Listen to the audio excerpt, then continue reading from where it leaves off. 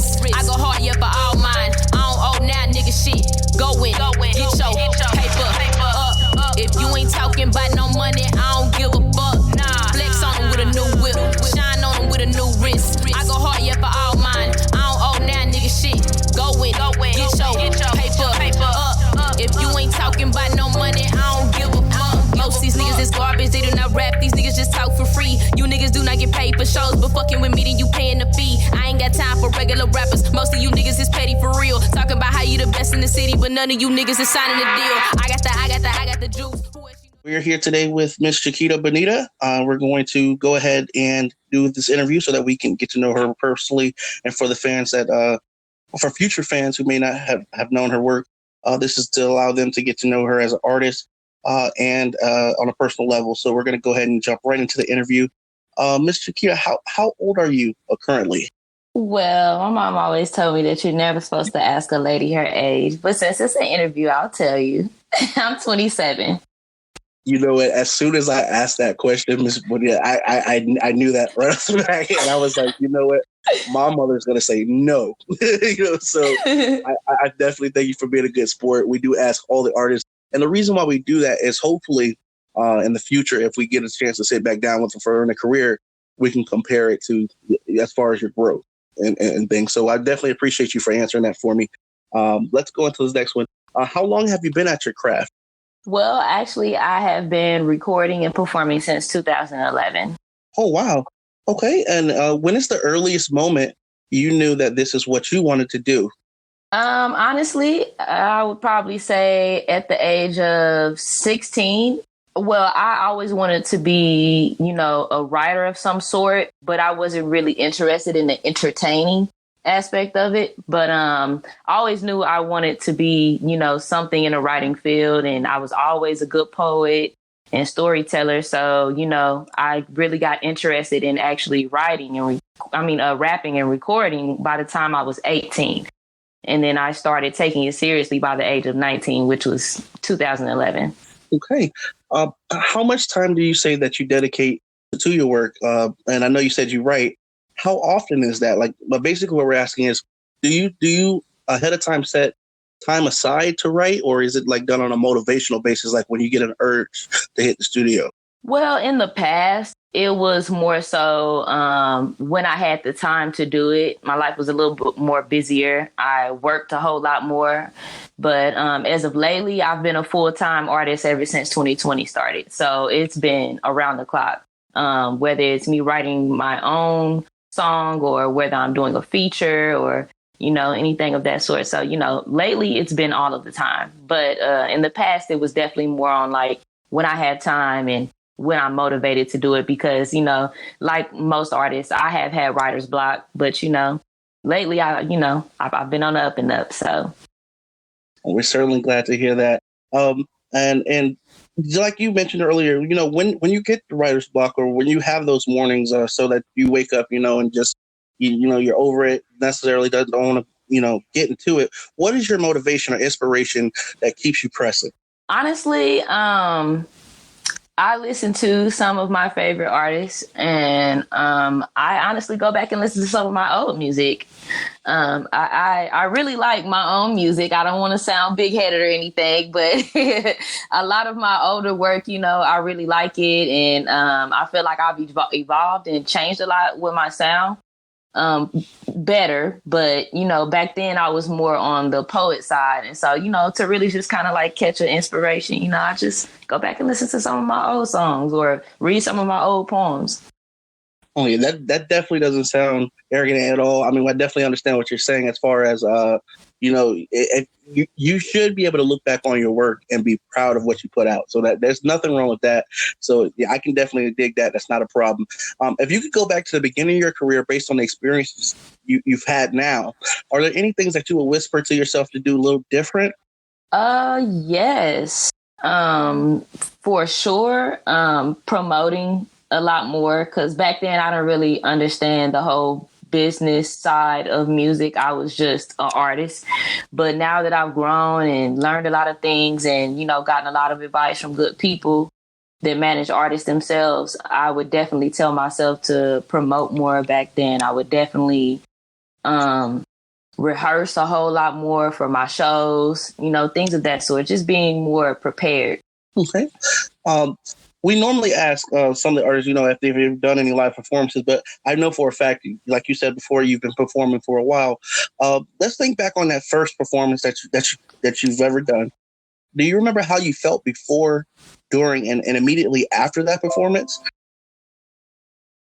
Funny thing about my very first performance. To be honest with you, nobody was there by the time I performed because I was the last person to go on. And I remember it was like my mom, my best friend, and like this one really drunk dude in the back, and he was going crazy. And I remember him saying, "Oh my God, how long have you been doing this?" And I was like, "Well, honestly, this is my first performance." And he was like, "You're lying. Oh my God, you're going to be a superstar." And I'm like, "Man, I don't want to hear that. Nobody's here." So I was slightly discouraged, but I was like, you know what? It's okay. Nobody really knows who I am, and it was a building full of other artists, and a lot of artists tend to not support other artists when it comes to shows. So I wasn't really expecting too much from that situation, but it let me know to be very mindful about the type of shows that you're agreeing to book for, and what time you go on, especially when people don't already know you and aren't familiar with you yet. So that was like an awkward feeling for the first time, but after that, once people started to get familiar with who I was and see my performances, I didn't have that experience anymore. Wow, it's kind of like you got my cheat sheet here, because my next question was, is there anything you wish would have occurred differently? But it sounds to me like from what I'm hearing, like you might have wanted to go on stage a little earlier, things like that. But I know you said there were other artists there.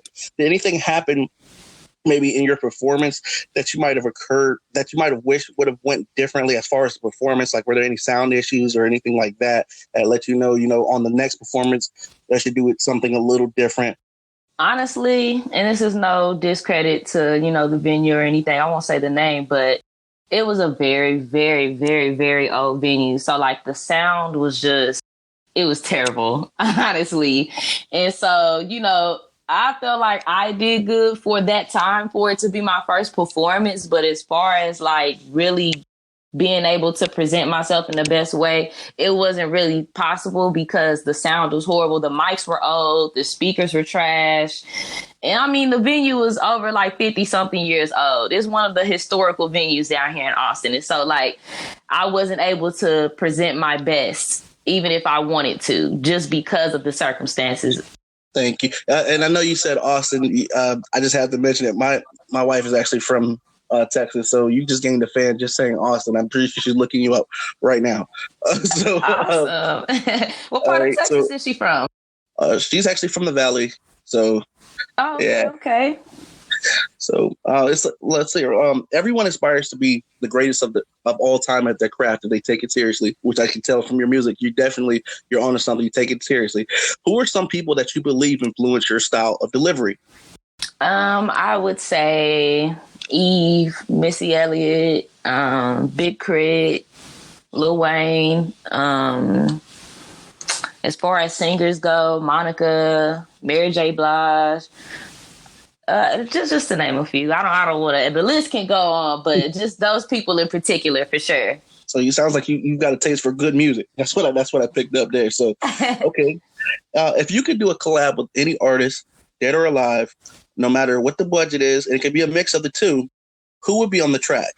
Tink, for sure. I'm not sure if you're familiar with Tink. She's out of Chicago, Illinois, but she's one of my favorite current artists. And she can sing and rap, and I admire her for her style, being able to switch up so much. And she started out so young. That's another thing that I admire about her. She took off when she was 16 years old, and I've been a fan since. So her, for sure. And honestly, Big Crit. All right. Currently, you are an independent artist? Yes, I am. Is there a major label that you may be willing to hear from or sign to if the money was, it's always about the dollars at the end of the day. If the money was right, is there a specific major label that you'd be willing to hear a conversation from? I guess Rock Nation. Okay. So this next one kind of goes, with that last question. Let's say you wake up tomorrow, the phone rings. It's the best call of your career. Tell me who's on it and what the conversation goes like. Basically, it's Jay-Z giving me a call. Okay. And he's telling me that he wants to sign me, and he basically wants to put me on the tour after this coronavirus thing, spills over, and it's all cleared out. And, he wants to front me, $3 million.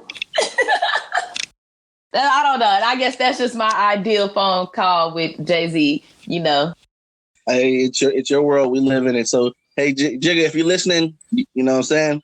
You got to get in contact. All right. So these next questions are to get to know you more on a personal level versus your art. What would you say is the craziest thing that you've ever done, and would you do it again? Now, I know when I normally ask this question, most people are like, man, I can't say that on the radio. So let's find something, it is no offense. You're free to say whatever you like. But let's try to find something that you feel safe, sharing with the fans and take it from there. Great. Yeah, because see, I'm in my brain trying to tone it down. Oh man.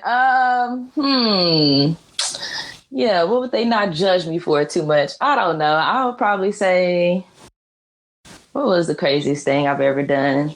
All right.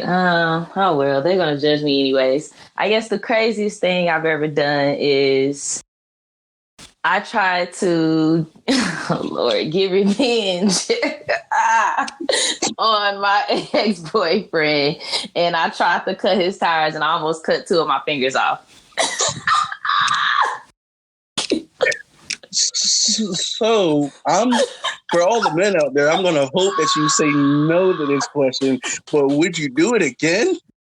Hell no, I would not do it again. That was literally the biggest life lesson ever. Don't ever try to get revenge on anybody. Just let God handle it, or he gonna handle you. So I never, nope. Ever since then, I'm not a vengeful person. I let it go and let God. Okay. Hey, that sounds like you're learning your lessons, and that's crazy. That's awesome. I know a lot of women out there is like, I'm gonna cut them, but thank God, we got one out there that's got to learn, guys. You know what I'm saying? We got to watch what we're doing. So what are your top 5 favorite movies? Let's say, what would you say are your top 5 favorite movies? Like, for example, if you get a call, it's time to do a show in Australia or somewhere that you've got to go a distance. The plane has no internet. You can grab hard copies of any movie. What are the 5 that are going with you? For sure, Life. That's my favorite movie with Eddie Murphy and Martin Lawrence. And then, let's say Friday, the original. And then, Bebe's Kids. And what else? Let me think. I'm not sure if you've seen Six Underground. It's on Netflix. It's pretty new. I think it's pretty new. It's new to me, anyways. And then, okay, how many is that? 4? One more. What else? Okay, I'm childish for this, but Shrek, the first one.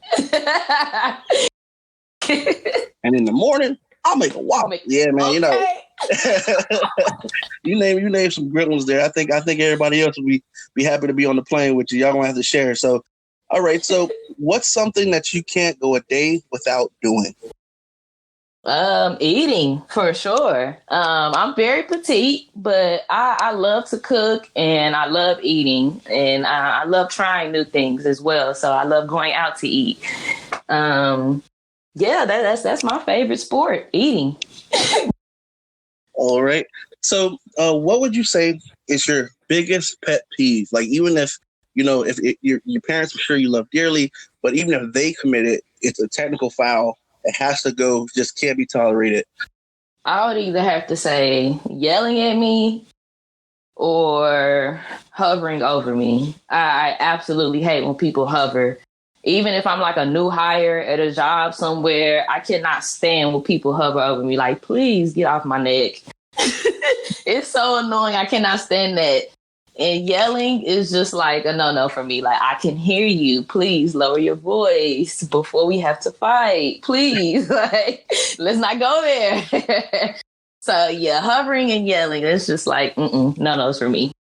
Okay, so at this point, what is the greatest struggle you've said you've overcome? Forgiving people. I think it's probably just as of like 3-4 months ago where I had like a really deep conversation with a friend of mine, and like she just really helped me realize the beauty and the peace in forgiving people. And a lot of times you don't really realize how much you harvest and hold on to grudges until you actually talk about things and realize how often they come up in conversation and how it makes you feel, and it changes your emotions just like that. Like, you could be having a good day and then you get to talking about something that happened in the past and you get angry. Well, at least that's how I am. And I don't like that. That's letting things control you. And so, to be honest with you, I think forgiving has been a really big step in my life this year, and it feels good. So, and I'm going to continue to work on that. And I think that's something that we all could go with learning. So, we definitely wish you luck on your journey. We've got about 4 more questions here. Who is your favorite historical figure? Maya Angelou, for sure. I love her for her poetry, her acting skills, and just everything that she was able to give to us through her life experiences and her wisdom. She left a lot with us, and I really, really appreciate her for that, because if it wasn't for her, I don't think I would be interested in writing. And that's what got me interested in poetry at a very young age, is reading her pieces. So, for sure, Maya Angelou. I understand. Okay, so what is one dish you could not live without? So, God forbid if for whatever reason there was a shortage and there's one dish that you can get. It could be a whole meal, but what's one dish that you absolutely have to have, can't live without it? Chicken 100 ways. Chicken Alfredo, chicken fried chicken, chicken wings, chicken enchiladas, any type of chicken. But I love chicken fried chicken with the country white gravy over it. I don't know if you can hear my accent coming out now, real country, but I love chicken fried chicken, for sure. I can't live without it. Man, you got us about to run to the nearest Cracker Barrel. Oh, man. All right. So if your life was a movie or a book, what would the title have to be? The title. The Crazy Life of Lauren. I don't know. That's the first thing I can really think of real quick. I don't want to have you wait too long for a title, but yeah, The Crazy Life of Lauren. That's my real name. I'm sorry. I know you're like, who's Lauren? But yes, that's my real name. I kind of put that together. At least I was hoping. I was like, I don't know if she just switched personalities on me or what just happened. Okay. So, what are some of your own personal goals in the next 5 years? For sure, owning my own home somewhere in the country in Texas. I'm not quite sure yet where, but owning a home, and for sure owning my own business, whether that be a restaurant, since I love cooking, or a food truck, or any type of online business. I have a lot of goals, but I'll leave it at restaurant. And then also, for sure, starting a family. I don't have any kids yet. I don't have a husband, but that is a goal of mine. And then also just being able to help encourage and push other, young women to be able to pursue their dreams and show them that it's possible through my life. So those things for sure.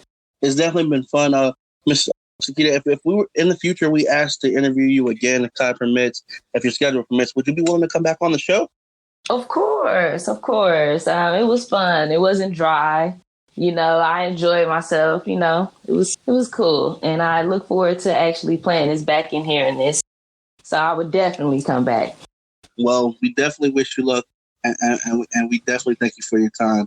Okay, as always, we always leave our listeners with the track so they can get familiar with your library and familiar with your works. At this time, would you like to go ahead and inform the fans of the name of the track and your inspiration behind the track at the time? Yeah. Yes, the track is called Two Can Play That Game, featuring Nubia Iman. And the inspiration behind that song was basically, it was inspired by a bad breakup, and I just turned it into a whole bop, So, I usually take my life experiences and turn them into good songs. That's just what I'm good at doing. So that's what this is. Well, there you have it. Two Can Play That Game. Stay tuned. And we're going to go ahead and put that on for you guys. And again, if you're listening and want to go ahead and add Miss Banita to your library, you can be found on all platforms, correct? Yes, sir. All right, then. So what are you guys waiting for? Here's that track. Thanks again for tuning in.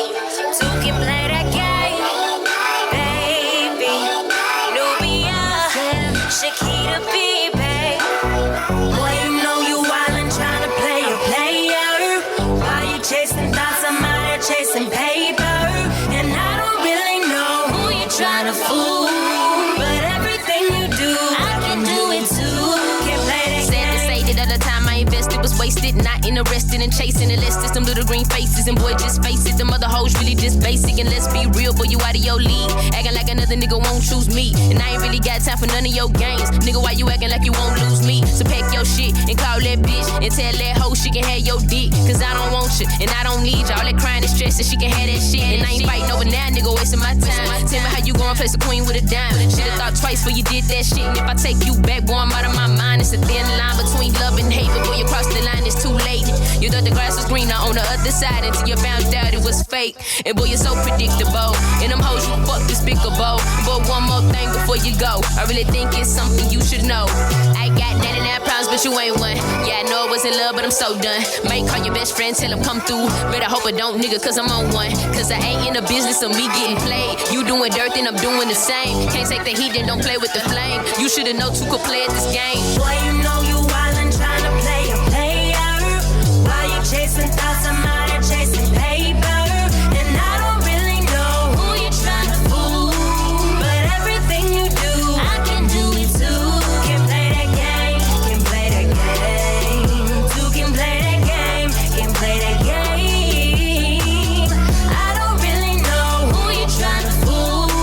But everything you do, I can do it too. Can play that game. The difference between me and you is you are running loose and I'm steadily chasing the loot. You steady lying to me about Tanya and Lisa. At least I can tell you the truth. You giving hoes that community dick while I'm killing these verses and flaming the booth. You had me thinking that you was in love. Now I'm looking stupid and feeling a fool, but it's alright. Cause the day you gon' learn. Just do like Usher and boy, let it burn. Karma's a bitch and the tables have turned. You broke my heart and boy, now it's your turn. Cry me a river and drowning that bitch. Boy, you a dummy, you thought you was slick. Yeah, I might just go take me a trip. Hop on a plane and find me a trick. I hate that I had to come down to this. But boy, you so lame and I'm tired of your shit. You can keep on entertaining them hoes. I'ma keep running it up, getting rich. Knew from the jump that one day you would switch. And I ain't surprised, just tired of your lies. Boy, I'm a queen, quit wasting my time. Do bad on my own, get off of my line. I got 99 pounds, but you ain't one. Yeah, I know I was in love, but I'm so done. So make call your best friend, tell him come through. But I hope I don't, nigga, cause I'm on one. Cause I ain't in the business of me getting played. You doing dirt, then I'm doing the same. Can't take the heat, then don't play with the flame. You should've known two could play at this game. Yeah, you know you